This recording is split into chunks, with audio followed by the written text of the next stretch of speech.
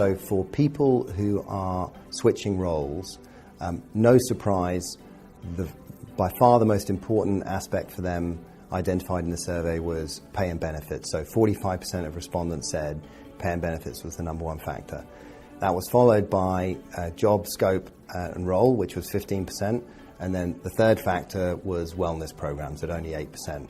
However, when you switch that round to asking people why they remain with their current employer, people who are with an employer and have experienced a wellness program firsthand really see the value in it, and they are very loyal as a result of that. What we see with a lot of our progressive clients, leading edge companies, household names you would recognize, they're increasingly recognizing what our survey results show, which is in an environment where talent is scarce, that to retain the best talent, this kind of stuff really matters. And as a result, they're prepared to invest in those programs, partly to retain employees, but also partly because through that journey, they also understand the broader benefits of investing in wellness. It's not just a soft benefit or something that's nice to have, but it's something that results in lower healthcare costs, better productivity, as well as the retention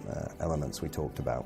Employers are rapidly embracing and prepared to invest in things like health risk assessments and preventative health checks. So those really constitute kind of the core of a lot of wellness programs in region today. There are things that come after that which are more complex and potentially more painful to introduce and implement in terms of the change curve and the change management that's required with your workforce and also internally with the decision makers. We've not yet reached that point for the mass market in Asia Pacific yet. The first steps is HRA and preventive checks, then linking that to maybe looking at biometrics. 4 indicators you can probably call out the vast majority of high-risk employees whose healthcare you're responsible for. Cholesterol, BMI, resting heart rate, hemoglobin A1C. Preventative programs targeted at those employees. You're reducing your cost, you're increasing productivity. It's a win-win.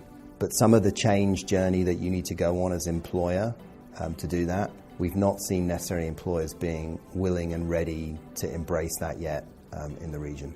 Yeah, it is different, and the survey clearly calls out the fact that it's different. So we break out respondents by age bracket, and on practically all the indications, millennials have a very different view on what's important to them, what their perceptions are, than people in the 40-plus age brackets. That includes, we ask questions about what age do you think is old?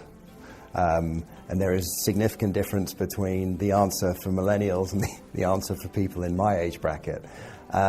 We ask them questions about, obviously, the importance of wellness, and you see a significant increase in the millennial population who are responding about the importance of wellness. So we see very much different behaviors, and again, in our interactions with employers, that evidence is borne out. So employers that we partner with that really embrace this kind of stuff, who focus on millennial talent, they understand this and they know how to engage with that workforce.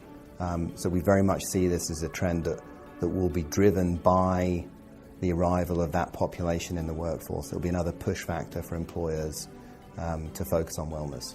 Yeah, I mean, obviously we're constantly listening to our partners, whether that's the network, so physicians, hospitals, brokers who are one of our prime distribution channels, employers and employees.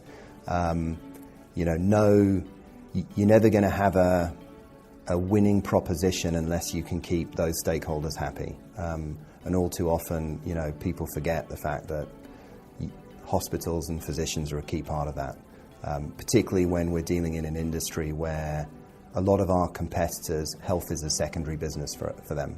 For us, it's what we do.